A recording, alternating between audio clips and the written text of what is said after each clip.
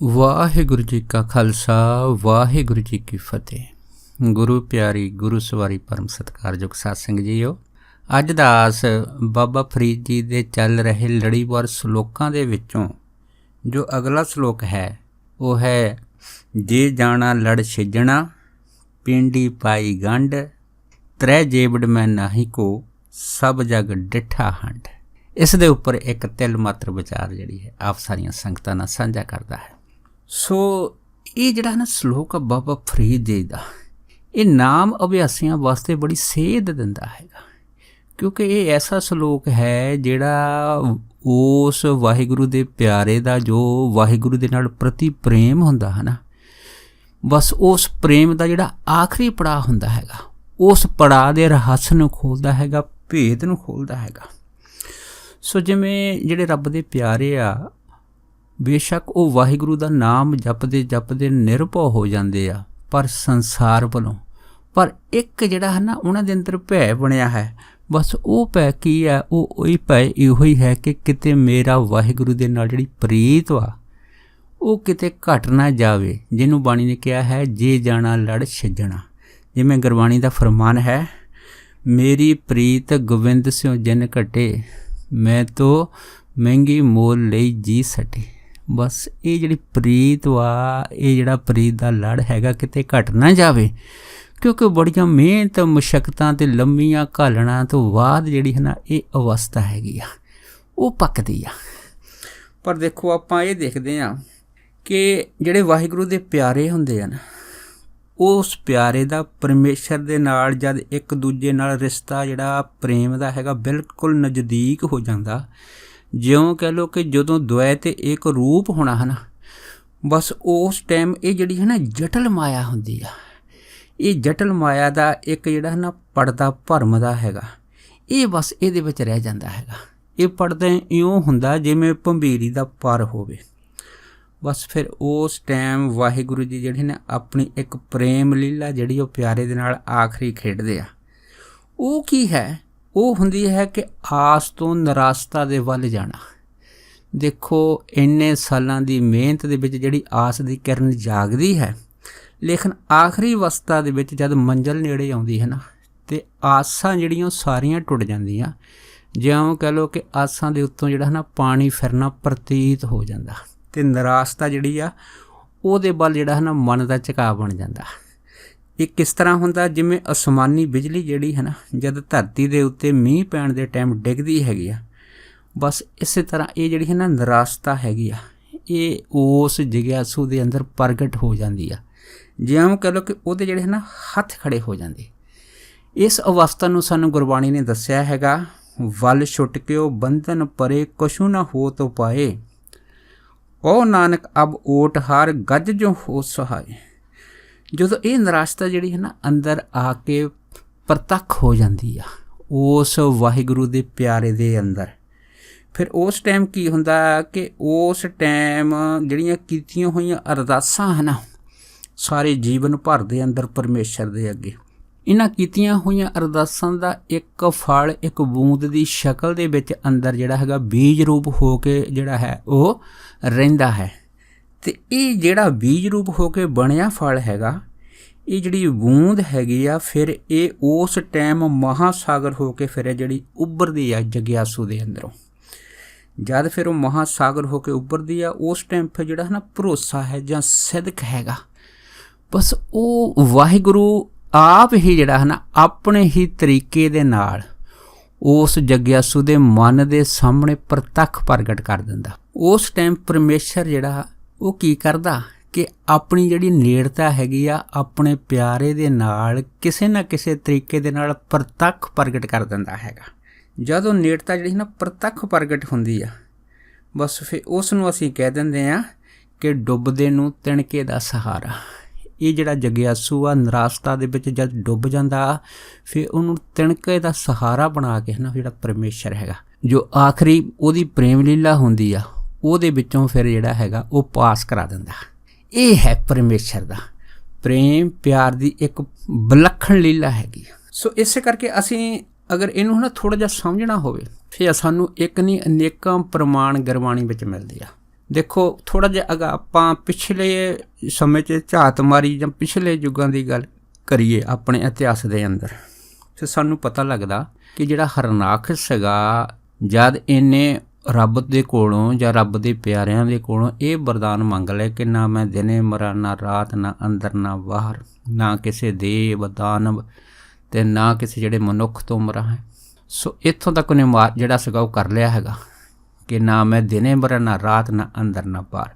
ਭਾਵ ਕੀ ਆ, ਆਪਣੇ ਆਪ ਨੂੰ ਜਿਹੜੀ ਮੌਤ ਸੀ ਹੈ ਨਾ, ਉਹਨੂੰ ਕੋਹਾਂ ਦੂਰ ਕਰਕੇ ਜਿਹੜਾ ਸੀਗਾ ਉਹਨੇ ਇੱਕ ਭਰਮ ਪਾੜ ਲਿਆ ਸੀਗਾ ਹਰਨਾਕਸ਼ ਨੇ।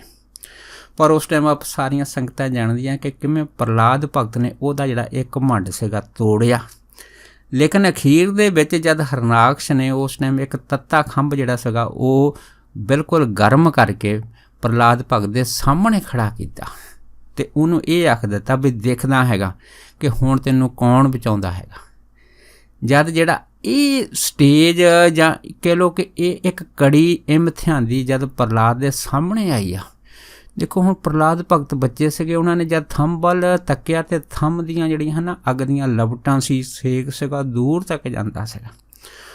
ਪਰ ਉਸ ਟਾਈਮ ਫਿਰ ਪ੍ਰਹਲਾਦ ਦੇ ਮਨ ਦੇ ਵਿੱਚ ਜਿਹੜਾ ਹੈ ਨਾ ਇੱਕ ਭਰੋਸਾ ਸੀਗਾ ਉਸ ਵਾਹਿਗੁਰੂ ਦੇ ਪ੍ਰਤੀ, ਉਸ ਪਰਮੇਸ਼ਰ ਦੇ ਪ੍ਰਤੀ। ਉਹ ਜਿਹੜਾ ਭਰੋਸਾ ਸੀ ਕਿਤੇ ਥੱਲੇ ਡਿੱਗ ਨਾ ਜਾਵੇ। ਭਾਵ ਕੀ ਆ ਕਿ ਇੱਕ ਜਿਹੜੀ ਨਿਰਾਸ਼ਤਾ ਅੰਦਰ ਪੈਦਾ ਹੋ ਗਈ ਕਿ ਹੁਣ ਤੱਤਾ ਖੰਭ ਆ, ਮੈਂ ਇਸ ਨੂੰ ਕਿਵੇਂ ਜੱਫੀ ਪਾਵਾਂ, ਮੈਂ ਇਸ ਨੂੰ ਕਿਵੇਂ ਆਪਣੇ ਕਲਾਵੇ 'ਚ ਲਵਾਂ। ਪਰ ਉਸ ਟਾਈਮ ਆਪ ਸੰਗਤਾਂ ਜਾਣਦੀਆਂ ਕਿ ਕਿਵੇਂ ਫਿਰ ਉਸ ਟਾਈਮ ਪਰਮੇਸ਼ਰ ਨੇ ਇੱਕ ਕੀੜੀ ਦਾ ਰੂਪ ਧਾਰ ਕੇ ਉਹਨੂੰ ਸੰਕੇਤ ਦੇ ਦਿੱਤਾ।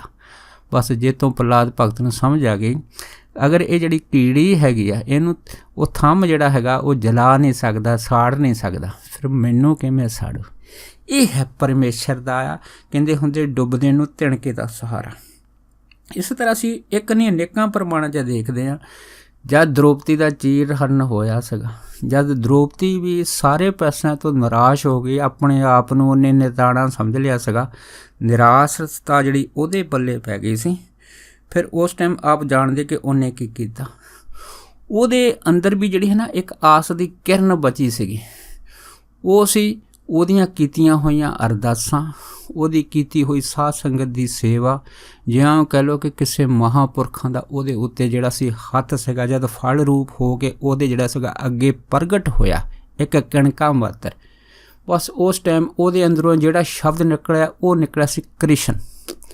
ਦੇਖੋ ਜਦ ਕ੍ਰਿਸ਼ਨ ਜਿਹੜਾ ਸ਼ਬਦ ਨਿਕਲਿਆ, ਕ੍ਰਿਸ਼ਨ ਦਾ ਮਤਲਬ ਹੈ ਕ੍ਰਿਸ਼ਮਾ ਕਰਨ ਵਾਲਾ। ਉਹ ਅਕਾਲ ਸ਼ਕਤੀ ਜਦ ਕ੍ਰਿਸ਼ਮਾ ਕਰਦੀ ਆ, ਕੌਤਕ ਕਰਦੀ ਆ, ਔਰ ਵਾਕਿਆ ਹੀ ਉਸ ਅਕਾਲ ਸ਼ਕਤੀ ਨੇ ਫਿਰ ਐਸਾ ਕ੍ਰਿਸ਼ਮਾ ਕੀਤਾ ਕਿ ਪੂਰੇ ਸੰਸਾਰ ਨੂੰ ਹੈਰਾਨ ਕਰ ਦਿੱਤਾ। ਕਰੋੜਾਂ ਮੀਟਰ ਸਾੜੀ ਉਤਰਨ ਦੇ ਬਾਵਜੂਦ ਵੀ ਜਿਹੜੇ ਦੂਤ ਸੀਗੇ ਉਹ ਸਾੜੀ ਲਾਉਂਦੇ ਲਾਉਂਦੇ ਬੇਹੋਸ਼ ਹੋ ਕੇ ਡਿੱਗ ਪਏ। ਪਰ ਦ੍ਰੋਪਦੀ ਦੀ ਪਤ ਨੂੰ ਜਿਹੜਾ ਸੀਗਾ ਉਹ ਕੋਈ ਵੀ ਉਸ ਸਭਾ ਦੇ ਵਿੱਚ ਨੰਗਾ ਨਹੀਂ ਕਰ ਸਕਿਆ। ਇਹ ਹੈ ਆਖਰ ਸਮੇਂ ਜਦੋਂ ਹੈ ਨਾ ਲੜ ਛਿਜਦਾ ਹੋਵੇ। ਇਸ ਤਰ੍ਹਾਂ ਅਸੀਂ ਦੇਖਦੇ ਹਾਂ ਮਹਾਤਮਾ ਬੁੱਧ ਜੀ ਦੇ ਜੀਵਨ ਵਿੱਚ ਵੀ ਇਸ ਤਰ੍ਹਾਂ ਆਉਂਦਾ। ਜਦ ਮਹਾਤਮਾ ਬੁੱਧ ਜੀ ਨੇ ਆਪਣੇ ਜੀਵਨ ਦੇ ਵਿੱਚ ਸਾਰੇ ਪਾਸੇ ਜਿਹੜੇ ਹੈ ਨਾ ਉਹ ਘੁੰਮ ਕੇ ਜਿਹੜੀ ਪੂਰੀ ਆਪਣੇ ਜੀਵਨ ਦੀ ਜਿਹੜੀ ਤਪੱਸਿਆ ਸੀਗੀ ਉਹ ਬੜੇ ਯਤਨਾਂ ਦੇ ਨਾਲ ਅਤੇ ਬੜੇ ਉਦਮ ਦੇ ਨਾਲ ਉਹਨੂੰ ਬਰਕਰਾਰ ਰੱਖਿਆ ਸੀਗਾ। ਜਿੰਨੇ ਉਹਦੇ ਸਵਾਲ ਸੀਗੇ ਉਹਨਾਂ ਸਵਾਲਾਂ ਦੇ ਜਵਾਬ ਵਾਹਿਗੁਰੂ ਜੀ ਨੇ ਉਹਨੂੰ ਸਮੇਂ ਦਿੱਤੇ ਸੀ। ਲੇਕਿਨ ਅਖੀਰ ਸੀਗੀ ਕਿ ਮੈਂ ਉਸ ਵਾਹਿਗੁਰੂ ਦੇ ਗਿਆਨ ਨੂੰ, ਪਰਮੇਸ਼ਰ ਨੂੰ ਕਿਵੇਂ ਆਪਣੇ ਅੰਦਰ ਜਿਹੜਾ ਸੀਗਾ ਉਹ ਵਸਾਵਾਂ, ਕਿਵੇਂ ਇੱਕ ਮੇਰੇ ਅੰਦਰ ਜਿਹੜਾ ਨਾ ਸ਼ਾਂਤੀ ਦਾ ਜੋ ਵਾਹਿਗੁਰੂ ਦਾ ਗੁਣ ਹੈਗਾ ਉਹ ਮੇਰੇ ਅੰਦਰ ਪ੍ਰਤੀਤ ਹੋਵੇ, ਉਹ ਸ਼ਾਂਤੀ ਦਾ ਸਮੁੰਦਰ ਮੇਰੇ ਅੰਦਰ ਠਹਿਰ ਜਾਵੇ ਅਤੇ ਮੈਂ ਬੇਗਮ ਹੋ ਜਾਵਾਂ। ਸਾਰੇ ਗੁਣਾਂ ਜਿੰਨੇ ਵੀ ਪਰਮੇਸ਼ਰ ਦੇ ਹੈਗੇ ਉਹਨਾਂ ਦੀ ਮੇਰੇ ਅੰਦਰ ਪ੍ਰਤੀਤੀ ਹੋਵੇ ਅਤੇ ਜਿੰਨੇ ਵੀ ਜਿਹੜੇ ਦੁੱਖ ਹੈਗੇ ਸੰਸਾਰ ਦੇ, ਬਸ ਇਹ ਤੋਂ ਮੈਂ ਬੇਗਮ ਹੋਵਾਂ, ਮੈਂ ਸੁਰਖਰੂ ਹੋ ਜਾਵਾਂ। ਪਰ ਜਦ ਇਹ ਅਵਸਥਾ ਜਿਹੜੀ ਸੀ ਮਹਾਤਮਾ ਬੁੱਧ ਦੀ ਆਈ, ਪਰ ਉਸ ਟਾਈਮ ਇਹ ਅਵਸਥਾ ਨਾ ਹੋਣ ਦੇ ਕਾਰਨ, ਭਾਵ ਕਿ ਮਨ ਸ਼ਾਂਤ ਨਾ ਹੋਣ ਦੇ ਕਾਰਨ, ਮਹਾਤਮਾ ਬੁੱਧ ਜਿਹੜੇ ਸੀ ਉਹ ਇੱਕ ਬੋਹੜ ਦੇ ਦਰੱਖਤ ਦੇ ਹੇਠਾਂ ਬੈਠੇ। ਜਦ ਬੈਠੇ ਪੂਰੇ ਨਿਰਾਸ਼ ਹੋ ਗਏ, ਥੱਕ ਗਏ, ਟੁੱਟ ਗਏ, ਜਿਉਂ ਕਹਿ ਲਓ ਕਿ ਮਨ ਜਿਹੜਾ ਸੀ ਉਹ ਹੰਭ ਗਿਆ ਔਰ ਆਪਣੇ ਆਪ ਨੂੰ ਜਦ ਨਿਤਾਣਾ ਮਹਿਸੂਸ ਕੀਤਾ ਹੈਗਾ, ਬਸ ਉਹੀ ਅਵਸਥਾ ਆਈ ਜਿਹਦੇ ਵਿੱਚ ਉਹਦੇ ਜਿਹੜੀ ਪ੍ਰੀਤ ਦਾ ਲੜ, ਭਰੋਸੇ ਦਾ ਜਿਹੜਾ ਜਦ ਛਿਜਦਾ ਹੈਗਾ, ਫਿਰ ਉਸ ਟਾਈਮ ਵੀ ਜਿਹੜਾ ਹੈ ਨਾ ਉਹ ਪਰਮੇਸ਼ਰ ਵਾ ਉਹ ਫਿਰ ਕਿਸੇ ਨਾ ਕਿਸੇ ਰੂਪ ਦੇ ਵਿੱਚ ਆ ਕੇ ਉਸ ਨੂੰ ਫਿਰ ਆਪਣੀ ਹੋਣ ਦਾ ਅਹਿਸਾਸ ਕਰਾਉਂਦਾ ਹੈਗਾ। ਇਹ ਜਿਹੜਾ ਹੈ ਨਾ ਹੋਣ ਦਾ ਅਹਿਸਾਸ ਵਾ ਪਰਮੇਸ਼ਰ ਦਾ, ਇਹ ਉਸ ਪਿਆਰੇ ਨੂੰ ਜਿਹੜਾ ਆਖਰੀ ਸਟੇਜ ਦੇ ਵਿੱਚ ਪਹੁੰਚਦਾ ਹੈਗਾ ਉਸ ਨੂੰ ਹੁੰਦਾ ਹੈਗਾ, ਜਿਸ ਨੂੰ ਗੁਰਬਾਣੀ ਨੇ ਵਾਹਿਗੁਰੂ ਦੇ ਹੋਣ ਦਾ ਅਹਿਸਾਸ ਇੱਕ ਨਹੀਂ ਕਈਆਂ ਸ਼ਬਦਾਂ ਵਿੱਚ ਪ੍ਰਗਟ ਕੀਤਾ। ਜਿਵੇਂ ਬਾਣੀ ਕਹਿੰਦੀ ਹੈ ਕਿ ਜਿਹੜਾ ਪਰਮੇਸ਼ਰ ਹੈ ਵਾਹਿਗੁਰੂ ਜੀ, ਉਹ ਅਕਾਲ ਮੂਰਤ ਹੈ। ਉਹਦੀ ਜਿਹੜੀ ਹੋਂਦ ਹੈ ਉਹ ਸਮੇਂ ਦੇ ਵਿੱਚ ਨਹੀਂ ਹੈ, ਕਾਲ ਤੋਂ ਪਰੇ ਹੈ, ਮੌਤ ਤੋਂ ਪਰੇ ਹੈ। ਦੂਸਰਾ ਕੀ ਹੈ ਕਿ ਵਾਹਿਗੁਰੂ ਜੀ ਅਨਾਦ ਮੂਰਤ ਹੈ। ਉਹਦੀ ਜਿਹੜੀ ਹੋਂਦ ਹੈ ਨਾ ਉਹ ਸ਼ਬਦ ਤੋਂ ਵੀ ਪਰੇ ਆ, ਭਾਵ ਕਿ ਜਦ ਸ੍ਰਿਸ਼ਟੀ ਸਜੀ ਆ, ਸ੍ਰਿਸ਼ਟੀ ਬਣੀ ਆ, ਉਸ ਟਾਈਮ ਫਿਰ ਜਿਹੜਾ ਵਾਹਿਗੁਰੂ ਨੇ ਸ਼ਬਦ ਉਚਾਰਿਆ ਸੀ ਕਿ ਕੀਤਾ ਪਸਾਓ ਏਕੋ ਕਵਾਓ, ਉਸ ਸ਼ਬਦ ਤੋਂ ਵੀ ਪਰੇ ਜਿਹੜਾ ਨਾ ਵਾਹਿਗੁਰੂ ਪਹਿਲਾ ਸੱਤ ਸੀਗਾ, ਆਦ ਤੋਂ ਵੀ ਪਰੇ ਭਾਵ ਅਨਾਦ ਮੂਰਤ। ਫਿਰ ਪਰਮੇਸ਼ਰ ਦਾ ਗੁਣ ਹੈ ਆਧਾਰ ਮੂਰਤ, ਭਾਵ ਕਿ ਉਹ ਵਾਹਿਗੁਰੂ ਜੀ ਖੁੱਲ੍ਹ ਦਿਲੇ ਆ, ਕੰਜੂਸ ਨਹੀਂ ਹੈ। ਭਾਵ ਕੀ ਆ ਕਿ ਵਾਹਿਗੁਰੂ ਨੇ ਜਿੰਨੀ ਵੀ ਪ੍ਰਕਿਰਤੀ ਖੰਡ ਬ੍ਰਹਿਮੰਡ ਬਣਾਏ ਹੈ ਇਸ ਜੀਵਾਂ ਵਾਸਤੇ, ਬਸ ਉਹ ਜੁਗਾਂ ਜਗੰਤਰਾਂ ਤੋਂ ਇਹਨਾਂ ਜੀਵਾਂ ਨੂੰ ਦੇ ਰਹੇ ਆ, ਪਰ ਕਿਸੇ ਦੇ ਕੋਲੋਂ ਦੇਣ ਦੇ ਬੱਟੇ ਕਿਸੇ ਚੀਜ਼ ਦੀ ਆਸ ਨਹੀਂ ਰੱਖਦੇ। ਇਹਨੂੰ ਕਹਿੰਦੇ ਆ ਆਧਾਰ ਮੂਰਤ ਪਰਮੇਸ਼ਰ ਦੀ। ਅਤੇ ਬਾਣੀ ਇੱਕ ਨਹੀਂ ਅਨੇਕਾਂ ਰੂਪਾਂ 'ਚ ਵਾਹਿਗੁਰੂ ਦੀ ਹੋਂਦ ਨੂੰ ਪ੍ਰਗਟ ਕਰਦੀ ਆ। ਅਤੇ ਇੱਕ ਰੂਪ ਰੱਬ ਦਾ ਗੁਰਬਾਣੀ ਨੇ ਦੱਸਿਆ ਹੈ ਕਿ ਏਕ ਮੂਰਤ, ਭਾਵ ਕੀ ਆ ਕਿ ਵਾਹਿਗੁਰੂ ਆਪ ਸਾਰੇ ਪਸਾਰਿਆਂ ਦੇ ਵਿੱਚ ਹੋ ਕੇ ਵੀ ਜਿਹੜਾ ਹੈ ਨਾ ਜੜ ਚੇਤਨ ਹੋ ਕੇ ਵੀ ਫਿਰ ਇੱਕ ਰਹਿੰਦਾ ਹੈਗਾ।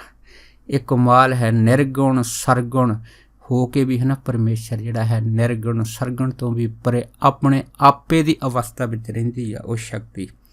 ਪਰ ਸਮਾਂ ਕਿਵੇਂ ਪਤਾ ਲੱਗਦਾ ਹੈ?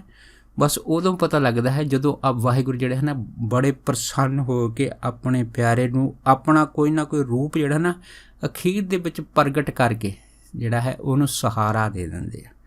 ਜਿਵੇਂ ਅਸੀਂ ਦੇਖਦੇ ਹਾਂ ਕਿ ਰਾਮਾਨੰਦ ਜੀ ਹੋਏ ਬਾਬਾ ਕਬੀਰ ਜੀ ਦੇ, ਬਾਬਾ ਕਬੀਰ ਜੀ ਦੇ ਜਿਹੜੇ ਗੁਰੂ ਰਾਮਾਨੰਦ ਜੀ ਹੋਏ ਆ, ਉਹਨਾਂ ਦਾ ਇੱਕ ਸ਼ੁਰੂ ਤੋਂ ਇੱਕ ਮਰਜ਼ਾਦਾ ਕਹਿ ਲਓ ਜਾਂ ਇਉਂ ਕਹਿ ਲਓ ਕਿ ਉਹਨਾਂ ਦਾ ਇੱਕ ਮੰਦਰ ਦੇ ਵਿੱਚ ਠਾਕਰ ਦੇ ਪ੍ਰਤੀ ਜਿਹੜੀ ਭਾਵਨਾ ਸੀ ਉਹ ਕੀ ਹੁੰਦੀ ਸੀ? ਉਹ ਇਹ ਹੁੰਦੀ ਸੀ ਕਿ ਜਦੋਂ ਵੀ ਉਹ ਠਾਕਰ ਨੂੰ ਹੈ ਨਾ ਉਹ ਹਾਰ ਫੁੱਲਾਂ ਦਾ ਪਵਾਉਂਦੇ ਹੁੰਦੇ ਸੀ, ਪਹਿਲਾਂ ਉਹਨੂੰ ਚੈੱਕ ਕਰਨ ਵਾਸਤੇ ਆਪਣੇ ਗਲ 'ਚ ਪਾਉਂਦੇ ਹੋਏ ਸੀ ਕਿ ਇਹ ਹਾਰ ਵਾਕਿਆ ਹੀ ਭਗਵਾਨ ਨੂੰ ਸੋਹਣਾ ਲੱਗੂ।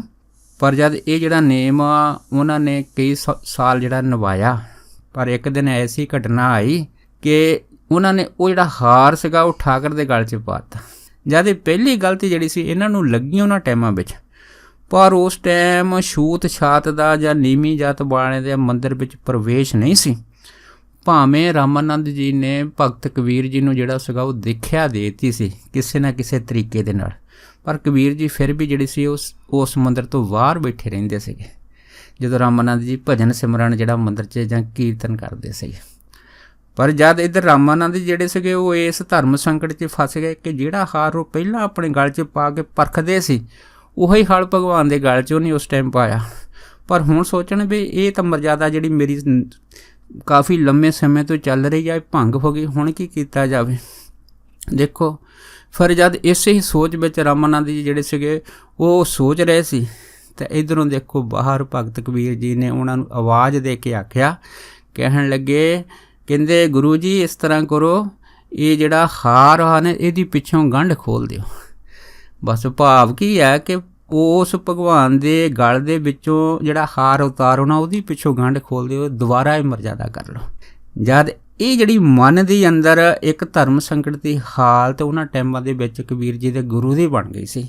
ਫਿਰ ਦੇਖੋ ਉਹਨੇ ਇਸ ਤਰ੍ਹਾਂ ਹੀ ਕੀਤੀ ਆ, ਉਹ ਪਿੱਛੋਂ ਗੰਢ ਖੋਲ੍ਹ ਕੇ ਉਹ ਗਲ ਹਾਰ ਜਿਹੜਾ ਸੀ ਦੁਬਾਰਾ ਫਿਰ ਆਪਣੇ ਗਲ 'ਚ ਪਾਇਆ, ਫਿਰ ਦੁਬਾਰਾ ਜਿਹੜਾ ਸੀਗਾ ਉਹ ਠਾਕਰ ਦੇ ਗਲ 'ਚ ਪਾ ਦਿੱਤਾ। ਪਰ ਨਾਲ ਬਾਹਰ ਆ ਕੇ ਕਬੀਰ ਜੀ ਨੂੰ ਜਿਹੜਾ ਸੀਗਾ ਇਹ ਉਹਨਾਂ ਦੇ ਗੁਰੂ ਜੀ ਨੇ ਕਹਿ ਦਿੱਤਾ ਸੀਗਾ ਕਿ ਅੱਜ ਤੋਂ ਬਾਅਦ ਜਿਹੜੇ ਠਾਕਰ ਦੁਆਰੇ ਹਨ ਤੁਹਾਡੇ ਵਾਸਤੇ ਉਹ ਸਦਾ ਲਈ ਖੁੱਲ੍ਹੇ ਹੋਣਗੇ। ਸੋ ਇਹ ਭਾਵ ਹੈਗਾ ਕਿ ਜਦੋਂ ਆਖਰੀ ਸਮੇਂ ਹਨ ਵੱਡੇ ਵੱਡੇ ਰੱਬ ਦੇ ਪਿਆਰੇ ਵੀ ਜਿਹੜੇ ਹਨ ਕਿਸੇ ਨਾ ਕਿਸੇ ਇੱਕ ਸੰਕਟ ਵਿੱਚ ਜਿਉਂ ਕਹਿ ਲਓ ਕਿ ਨਿਰਾਸ਼ ਹੋ ਜਾਂਦੇ ਆ, ਉਹਨਾਂ ਦੇ ਹੱਥ ਖੜੇ ਹੋ ਜਾਂਦੇ, ਨਤਾਣੇ ਹੋ ਜਾਂਦੇ ਆ, ਉਹਨਾਂ ਨੂੰ ਸਮਝ ਨਹੀਂ ਆਉਂਦੀ ਕਿ ਉਸ ਟਾਈਮ ਕੀ ਕਰੀਏ ਕੀ ਨਾ ਕਰੀਏ। ਸੋ ਇਸੇ ਟਾਈਮ ਆਪਾਂ ਭਾਈ ਰਣਧੀਰ ਸਿੰਘ ਉਹਨਾਂ ਦਾ ਵੀ ਤਾਜ਼ਾ ਪ੍ਰਮਾਣ ਦੇਖ ਲੈਂਦੇ ਹਾਂ ਕਿ ਕਿਵੇਂ ਉਹਨਾਂ ਨੇ ਰੱਬ ਨੂੰ ਪਾਉਣ ਵਾਸਤੇ ਜਿਹੜਾ ਸੀਗਾ ਉਹ ਇੰਨੀ ਮਿਹਨਤ ਮੁਸ਼ੱਕਤ ਘਾਲ ਕੀਤੀ ਅਤੇ ਬਹੁਤ ਸਾਰੀਆਂ ਘਟਨਾਵਾਂ ਜਿਹੜੀਆਂ ਸੀ ਉਹਨਾਂ ਦੇ ਨਾਲ ਸਿੱਧੇ ਤੌਰ 'ਤੇ ਜੀਵਨ ਦੇ ਵਿੱਚ ਵੀ ਹੋਈਆਂ। ਪਰ ਜਦ ਵਾਹਿਗੁਰੂ ਦੇ ਦਰਸ਼ਨਾਂ ਦਾ ਜਿਹੜਾ ਸਮਾਂ ਆਇਆ ਸੀ ਉਸ ਟਾਈਮ ਉਹਨੇ ਦੱਸਿਆ ਸੀਗਾ ਕਿ ਉਸ ਟਾਈਮ ਜਦ ਮੈਂ ਸਿਮਰਨ ਕਰਦਾ ਕਰਦਾ ਜਿਹੜੀ ਮਾਲਾ ਫੇਰਦਾ ਸੀਗਾ, ਮੇਰੇ ਹੱਥਾਂ ਦੇ ਜਿਹੜੇ ਪੋਟੇ ਸੀ ਉਹ ਵੀ ਸੁੱਜ ਗਏ ਸੀ। ਪਰ ਉਸ ਟਾਈਮ ਜਿਹੜੀ ਆਸ ਦੀ ਕਿਰਨ ਸੀ ਅਖੀਰ ਦੇ ਵਿੱਚ ਬੁੱਝ ਗਈ ਸੀ। ਜਿਉਂ ਕਹਿ ਲਓ ਕਿ ਅਸੀਂ ਨੀਮ ਬੇਹੋਸ਼ੀ ਦੀ ਹਾਲਤ ਦੇ ਵਿੱਚ ਜ਼ਮੀਨ 'ਤੇ ਡਿੱਗੇ ਸੀ। ਪਰ ਜਦ ਇਹ ਨਿਰਾਸ਼ਾ ਦੀ ਹਾਲਤ ਸਿਖਰ ਦੇ ਉੱਤੇ ਹੋਈ ਆ, ਫਿਰ ਭਾਈ ਸਾਹਿਬ ਭਾਈ ਰਣਧੀਰ ਸਿੰਘ ਹੁਣੀ ਦੱਸਦੇ ਆ ਕਿ ਉਸ ਟਾਈਮ ਫਿਰ ਮੈਨੂੰ ਅੰਦਰ ਬਹੁਤ ਭਾਰਾ ਖੜਕਾ ਸੁਣਿਆ, ਬੜਾ ਭਾਰਾ ਧਮਾਕਾ ਹੋਇਆ। ਬਸ ਇਹ ਧਮਾਕਾ ਕਾਹਦਾ ਸੀਗਾ ਕਿ ਉਸ ਟਾਈਮ ਜਿਹੜੀ ਪਰਮੇਸ਼ਰ ਦੀ ਜਾਗਤ ਜੋ ਕੁਝ ਪ੍ਰਤੱਖ ਸੀ ਉਹ ਮੇਰੇ ਅੰਦਰ ਤੇ ਬਾਹਰ ਜਿਹੜੀ ਸਿੱਧੇ ਤੌਰ ਦੇ ਉੱਤੇ ਹੀ ਜਿਹੜੀ ਸੀ ਉਹ ਮੈਨੂੰ ਦਰਸ਼ਨ ਦੇਣ ਲੱਗੀ। ਜਿਉਂ ਕਹਿ ਲਓ ਜਿਹਨੂੰ ਗੁਰਬਾਣੀ ਨੇ ਆਖਿਆ ਹੈ ਕਿ ਨਾਨਕਾ ਪਾਤਸ਼ਾਹ ਦਿਸੇ ਜਹਰਾ, ਕਿ ਵਾਹਿਗੁਰੂ ਜਿਹੜਾ ਜ਼ਹਰ ਜ਼ਹੂਰ ਹੋ ਗਿਆ, ਹਾਜ਼ਰ ਹਜ਼ੂਰ ਹੋ ਗਿਆ ਸੀਗਾ। ਪਾਪ ਹੋਇਆ ਕਦੋਂ? ਜਦੋਂ ਭਾਈ ਸਾਹਿਬ ਹੁਣੀ ਬਿਲਕੁਲ ਨਿਰਾਸ਼ ਹੋ ਗਏ ਸੀ, ਉਹਨਾਂ ਦੇ ਹੱਥ ਖੜ ਗਏ ਸੀ। ਇਸੇ ਤਰ੍ਹਾਂ ਅਸੀਂ ਅਗਰ ਹੋਰ ਵੀ ਪ੍ਰਮਾਣ ਦੇਖੀਏ ਗੁਰਬਾਣੀ ਵਿੱਚੋਂ, ਜਿਵੇਂ ਗੁਰੂ ਤੇਗ ਬਹਾਦਰ ਮਹਾਰਾਜ ਨੇ ਜਿਹੜਾ ਸੀਗਾ ਉਹ ਇੱਕ ਦ੍ਰਿਸ਼ਟਾਂਤ ਦਿੱਤਾ ਹੈ ਕਿ ਵਲ ਛੁੱਟ ਕੇ ਉਹ ਬੰਧਨ ਪਰੇ ਕੁਛ ਨਾ ਹੋ ਤੋ ਪਾਏ, ਕਹੋ ਨਾਨਕ ਅਬ ਓਟ ਹਰ ਗੱਜ ਜੋ ਹੋ ਸਹਾਏ। ਕਹਿੰਦੇ ਜਿਵੇਂ ਇੱਕ ਗੱਜ ਜਿਹੜਾ ਗੰਧਰਵ ਸੀਗਾ, ਜਦ ਉਹ ਸਰਾਫ ਦੇ ਨਾਲ ਹਾਥੀ ਬਣ ਗਿਆ ਸੀਗਾ, ਫਿਰ ਦੇਖੋ ਕਹਿੰਦੇ ਉਹ ਕਈ ਸਾਲ, ਇੱਥੋਂ ਤੱਕ ਦੱਸਿਆ ਕਿ 5000 ਸਾਲ ਜਿਹੜਾ ਸੀਗਾ ਇਹ ਜੰਗਲ 'ਚ ਭਟਕਦਾ ਰਿਹਾ ਉਹਨਾਂ ਸਮਿਆਂ ਦੇ ਵਿੱਚ। ਹੁਣ 5000 ਸਾਲ ਬਹੁਤ ਲੰਮਾ ਸਮਾਂ ਪੀਰੀਅਡ ਹੁੰਦਾ ਹੈਗਾ। ਪਰ ਇੱਕ ਵਾਰ ਜਦ ਇਹ ਹਾਥੀ ਪਾਣੀ ਪੀਣ ਨਦੀ 'ਤੇ ਗਿਆ, ਫਿਰ ਉਸ ਟਾਈਮ ਤੰਦੂਏ ਨੇ ਜਿਹੜਾ ਸੀਗਾ ਇਸ ਹਾਥੀ ਨੂੰ ਆਪਣੇ ਜਕੜ ਦੇ ਵਿੱਚ ਲੈ ਲਿਆ ਸੀਗਾ, ਅਤੇ ਜਕੜ 'ਚ ਜਦ ਲਿਆ ਅਤੇ ਇਹ ਫਿਰ ਜਿਹੜਾ ਯੁੱਧ ਸੀ ਹਾਥੀ ਅਤੇ ਤੰਦੂਏ ਦਾ ਬੜਾ ਲੰਮਾ ਚੱਲਿਆ। ਪਰ ਅਖੀਰ ਜਿਹੜਾ ਤੰਦੂਆ ਸੀ ਉਹ ਹਾਥੀ 'ਤੇ ਭਾਰਾ ਹੋ ਗਿਆ ਅਤੇ ਹਾਥੀ ਨੂੰ ਖਿੱਚ ਕੇ ਜਦ ਥੱਲੇ ਖਾਣ ਲੱਗਾ, ਫਿਰ ਉਸ ਟਾਈਮ ਜਿਹੜਾ ਉਹ ਗੰਧਰਵ ਸੀ ਜਿਹੜਾ ਹਾਥੀ ਬਣ ਗਿਆ ਸੀ ਸਰਾਫ ਕਰਕੇ, ਬਸ ਉਹਦੇ ਮਨ ਦੇ ਵਿੱਚ ਜਿਹੜੀਆਂ ਅਰਦਾਸਾਂ ਦਾ ਫਲ ਸੀਗਾ ਉਸ ਟਾਈਮ ਫਿਰ ਉਹ ਇੱਕ ਬੀਜ ਰੂਪ ਹੋ ਕੇ ਪ੍ਰਗਟ ਹੋਇਆ। ਬਸ ਆਖਰੀ ਸਹਾਰਾ ਉਹਨੇ ਅਰਦਾਸ ਦਾ ਲਿਆ, ਕਿਵੇਂ ਇੱਕ ਕਮਲ ਦੇ ਫੁੱਲ ਨੂੰ ਸੁੰਡ ਦੇ ਨਾਲ ਤੋੜ ਕੇ ਉਸ ਵਾਹਿਗੁਰੂ ਦੇ ਅੱਗੇ ਬੇਨਤੀ ਕੀਤੀ, ਔਰ ਉਹ ਬੇਨਤੀ ਜਿਹੜੀ ਸੀ ਉਹ ਵਾਹਿਗੁਰੂ ਦੇ ਦਰ ਦੇ ਉੱਤੇ ਮਨਜ਼ੂਰ ਹੋਈ। ਅਤੇ ਉਸੇ ਟਾਈਮ ਉਸ ਪਰਮੇਸ਼ਰ ਨੇ ਜਿਹੜਾ ਸੀਗਾ ਉਹ ਤੰਦੂਏ ਦੇ ਤੰਦ ਕੱਢ ਕੇ ਹਾਥੀ ਨੂੰ ਜਿਹੜਾ ਸੀਗਾ ਉਹ ਦੁਬਾਰਾ ਉਸ ਰੂਪ ਦੇ ਵਿੱਚ ਖੜਾ ਕਰ ਦਿੱਤਾ, ਜਿਸ ਰੂਪ ਦੇ ਵਿੱਚ ਉਹਨੂੰ ਜਿਹੜਾ ਸੀ ਸਰਾਫ ਮਿਲਿਆ ਸੀ। ਭਾਵ ਉਹ ਜਿਹੜਾ ਗੰਧਰਵ ਹਾਥੀ ਬਣਿਆ ਸੀਗਾ ਬਸ ਉਹਨੂੰ ਸਰਾਫ ਤੋਂ ਵੀ ਪਰਮੇਸ਼ਰ ਨੇ ਮੁਕਤ ਕਰਕੇ ਦੁਬਾਰਾ ਉਸ ਨੂੰ ਦੇਵ ਲੋਕ ਦੇ ਵਿੱਚ ਜਿਹੜਾ ਸੀ ਉਹ ਭੇਜ ਦਿੱਤਾ ਸੀ। ਸੋ ਕਹਿਣ ਤੋਂ ਭਾਵ ਇਹ ਆ ਕਿ ਸਾਨੂੰ ਇਸ ਚੀਜ਼ ਦਾ ਗਿਆਨ ਹੋਣਾ ਚਾਹੀਦਾ ਹੈਗਾ ਕਿ ਜਦੋਂ ਅਸੀਂ ਵਾਹਿਗੁਰੂ ਜੀ ਦਾ ਸਿਮਰਨ ਭਜਨ ਕਰਦੇ ਹਾਂ, ਸਿਮਰਨ ਭਜਨ ਕਰਦਿਆਂ ਜਿਹੜੀ ਹਉਮੈ ਘਟ ਜਾਂਦੀ ਆ, ਜਦ ਹਉਮੈ ਘਟਦੀ ਹਉਮੈ ਦਾ ਅਖੀਰ ਅੰਤ ਹੁੰਦਾ ਫਿਰ ਅੰਤ ਜਦ ਇਹ ਖਤਮ ਹੋਣ ਲੱਗਦਾ, ਫਿਰ ਉਸ ਟਾਈਮ ਮਾਇਆ ਕਿਸੇ ਨਾ ਕਿਸੇ ਆਖਰੀ ਰੂਪ ਦੇ ਵਿੱਚ ਇਸ ਜਗਿਆਸੂ ਦੇ ਉੱਤੇ ਹਮਲਾ ਬੋਲਦੀ ਆ।